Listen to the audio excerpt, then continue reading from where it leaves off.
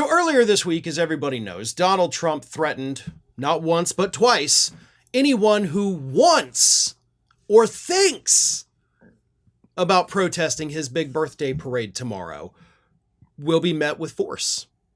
Military force, police force. He wasn't specific. Maybe he'll be the one going out there punching you in the face. Who knows? But he promised if you protest his birthday parade, you're going to be met with force.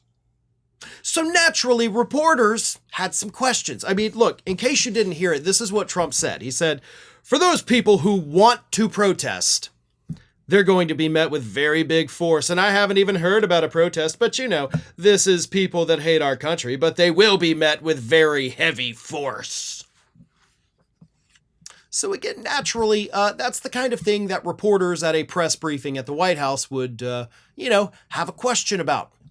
So notice reporter by the name of Jasmine Wright decided to ask Karoline Leavitt, people are allowed to protest. They have a constitutional right to do it. Why doesn't Trump like the Constitution? But here's the way Wright phrased it.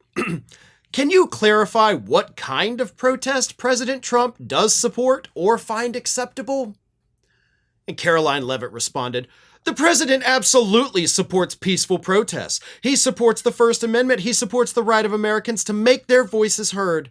He does not support violence of any kind. He does support assaulting law enforcement officers who are simply trying to do their job.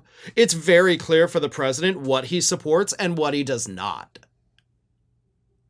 Yeah, you see, idiot, though, that's what Wright was asking. She's like, what is and what is not? And you're like, he knows what is and isn't. No, that's not an answer to the question, you dumbass. So then Wright followed up and she was like, okay, so if there were a peaceful protest on Saturday for the military parade, President Trump would allow that? And Leavitt said, of course the president supports peaceful protests. What a stupid question. So she got mad. But you still didn't technically even answer the stupid question. Would Trump allow peaceful protests at the military parade? And you're like, of course he supports peaceful protests. But at the military parade was, the caveat there. Because he already said, if you do it, or if you want to do it, or if you think about doing it, he's going to meet you with force. Very heavy force, very big force, he says. So Karoline, you don't get to lose your shit because people are asking you about what he clearly said multiple times. You need to calm your ass down, get a hold of your emotions, and then come back and try to do the job, Karoline. Like, you're getting really, really bad at this. You've never been good at it, but Karoline Leavitt is losing her cool far more often.